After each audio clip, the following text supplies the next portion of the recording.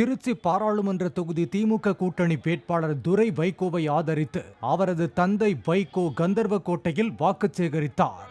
அப்போது மோடி மீண்டும் பிரதமரானால் தலைநகர் சென்னையில் இருந்து திருச்சிக்கு மாற்றப்படும் என்று கூறிய வைகோ உடனடியாக இல்லை இல்லை, திருச்சி என்றால் கூட மகிழ்ந்திருப்பேனே என்றதோடு தலைநகரை மதவெறி பிடித்தவர்கள் அதிகம் வாழும் வாரணாசிக்கு மாற்ற இந்துத்துவா சக்திகள் பிரகடனம் செய்துள்ளதாக கூறினார்.